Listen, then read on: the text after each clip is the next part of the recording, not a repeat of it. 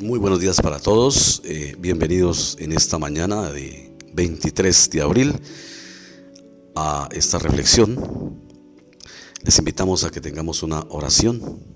Amado Dios, gracias por esta mañana, gracias por este amanecer, gracias por la vida que tú nos has dado hoy. El salmista David oró diciendo: yo me acosté y dormí y desperté porque Jehová me sustentaba.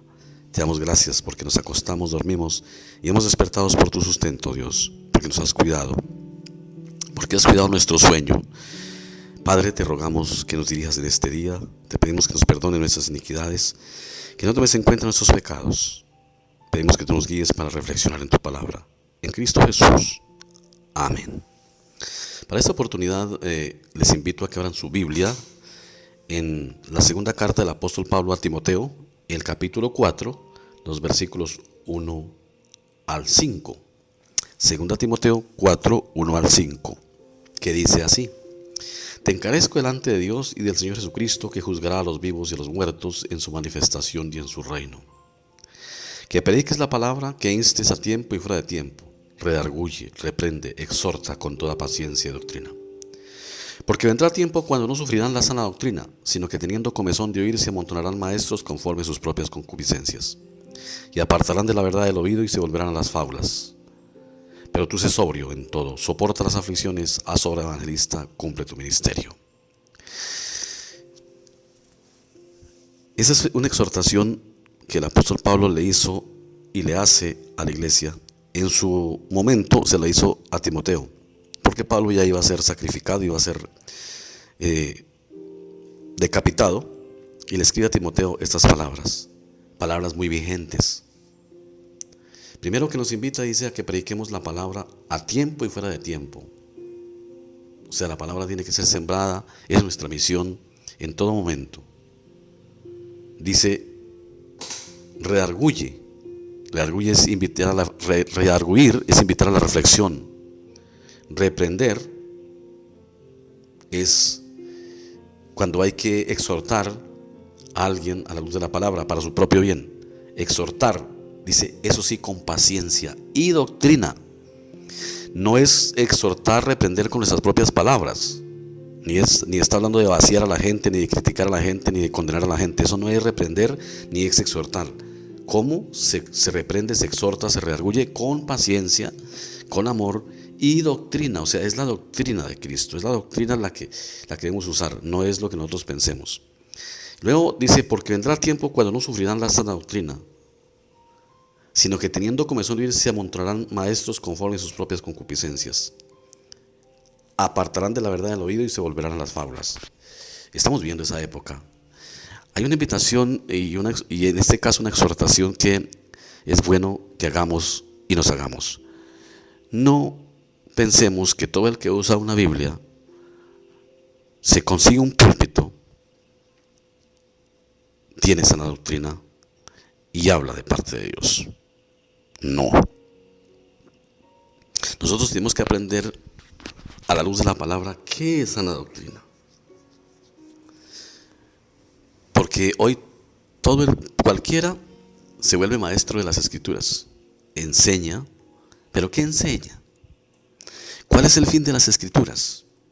Hermanos, voy a dejarles esta pregunta y si ustedes tienen a bien, me pueden devolver la respuesta por el WhatsApp en el grupo, los que están en el grupo, y los que no, les dejo mi número de teléfono para que puedan darme la respuesta. Mi número de teléfono es 311-878-7893. Ahí me pueden dar la respuesta. ¿Qué es para ustedes sana doctrina? ¿Qué se entiende por sana doctrina? ¿Y cuál es el fin de las Escrituras? ¿Cuál es el propósito de las Escrituras? Esas dos preguntitas. Porque sana doctrina, tiene que saberse qué es sana doctrina. ¿Y cuál es el fin de las Escrituras? Dice, y apartarán de la verdad el oído y se volverán a la fábula. La verdad es Cristo. Y sana doctrina no es únicamente decir que Dios es trino, eso es parte de la sana doctrina, que Dios es un Dios trino. Sana doctrina es mucho más. Sana doctrina es la enseñanza que Dios da a través de las Escrituras y que nosotros debemos leer, discernir y enseñar. Pero vuelvo y repito, ¿cuál es la sana doctrina? Me gustaría saber sus opiniones para luego hacer el siguiente devocional ya explicando cuál es la sana doctrina. Pero por ahora dejo que cada uno responda lo que cree que es sana doctrina, para después ir a las escrituras para ver qué es la sana doctrina. Eso sí les recomiendo, que para saber qué es sana doctrina hay que leer todas las sagradas escrituras, porque no es sacar textos aislados de un versículo, no. Hay que ver cuál es el propósito de las escrituras. Y hay versículos claves que sí nos enseñan el propósito de las escrituras. Pero ¿qué es sana doctrina? Lo que Pablo nos exhorta es que vendrán, dice, vendrá tiempo cuando no sufrirán la sana doctrina. Hoy hay enseñanzas, si ustedes ven los enlaces en Facebook, en todas estas redes sociales, toda esta clase de enseñanzas, a veces tan ridículas, que se hacen a nombre de Dios. También, para saber qué es la sana doctrina, se necesita conocer qué ha enseñado la iglesia en la historia acerca de los temas de la fe. Porque el Señor nos enseña las verdades con dos fuentes que deben ir juntas. Las Sagradas Escrituras, por supuesto, la fuente más grande, verdadera, y al lado de las Sagradas Escrituras, la historia, hermanos. La iglesia hoy sufre un problema mental, desconoce su historia. Y el que desconoce su historia repite los errores del pasado. En la historia, el Señor nos enseña también qué es lo que la iglesia ha enseñado acerca de Él. Y también nos muestra qué es lo verdadero y qué no. A través de la Biblia y a través de la historia, porque la Biblia actúa en la historia. Dios actúa en la historia, no fuera de ella. Entonces, hoy se han inventado muchas doctrinas, entre comillas cristianas, que cuando uno ve eso no tiene ni pies ni cabeza, ni en las Sagradas Escrituras ni en la historia. Únicamente nos están acostumbrando a que nos hablan bonito, nos hablan con cierto tono de voz o gritando, y eso es lo que llamamos la obra del Espíritu Santo. No. Hermanos, tengamos en cuenta la exhortación del apóstol Pablo a Timoteo. Dice: pero tú sé sobrio en todo, soporta las aflicciones, haz obra de evangelista, cumple tu ministerio. Y luego San Pablo le va a decir a Timoteo qué le va a pasar a él. La fe tiene que ser afirmada, dice San Pablo, y aquí les doy una pista. No por las viandas, que de nada aprovecha, sino por la gracia de Dios.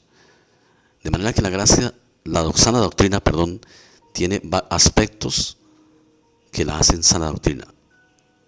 Vamos a ver de aquí en adelante en algunos otros devocionales cuál es la sana doctrina. Vamos a estudiar a la luz de la palabra pistas que las Sagradas Escrituras nos dan para ir sacando las conclusiones. Por eso, hermanos, en este devocional les dejo así la pregunta. Una pregunta en dos. La primera, ¿qué es la sana doctrina?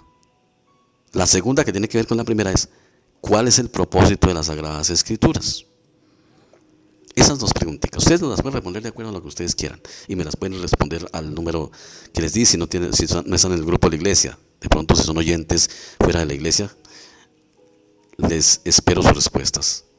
En la próxima devocional vamos a tratar este tema. Por ahorita les dejo con esa exhortación de San Pablo. Tengan cuidado de no comer, como se dice, cuento con todo lo que enseñan por ahí. Porque no todo lo que brilla es oro, decían los abuelos. Y no todo el que abre una Biblia, pone un púlpito, es maestro de las Escrituras. Porque para eso hay que tener un llamado verdadero de parte de Dios. Y ser revelado alguien de parte de Dios. Y vamos a ver cómo el Señor hace ese trabajo con los discípulos para que ellos sean sus discípulos, y cómo Él quiere que lo hagamos hoy, revelarnos Él algo en especial hoy para que seamos verdaderamente cristianos y maestros de las Escrituras. Todo lo podemos ser, eso no se limita solamente al pastor, no, pero para ser maestros de las Escrituras, o sea, para enseñar la palabra de Dios, tenemos que entender cuál es el propósito de las Escrituras, o si no vamos a terminar diciendo cosas y nos podemos convertir en falsos maestros y falsos profetas. Hermanos, que el Señor les guarde. Le debemos una oración al Señor. Amado Dios, te agradecemos tu misericordia, te agradecemos tu amor, te agradecemos tu fidelidad, te agradecemos tu bondad, oh Dios. Te agradecemos que tú eres nuestro Padre, nuestro Creador. Te agradecemos este día tan hermoso que nos has dado. Ponemos en tus manos nuestras vidas y oramos por los que sufren, Señor, por los que están padeciendo enfermedades, por los que están padeciendo las situaciones de este coronavirus, y oramos porque nos guardes del mal. No sabemos qué viene. Debemos estar seguros en ti, confiados en ti, pero eso no nos exime de tener que afrontar lo que venga.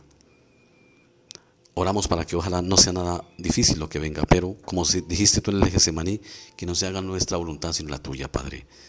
Ayúdanos, Señor, a ser sabios, porque es hora de ser sabios, de vivir la vida con sabiduría, no vivirla por vivirla, no vivirla como animalitos, sino con sabiduría.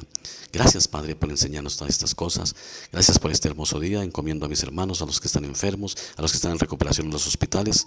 Recuerda a nuestros hermanos García, Señor, que tú los ayudes, les guíes en su recuperación, y gracias porque los has tenido con vida. Y así a cada persona oramos por ellos. En Cristo Jesús. Amén.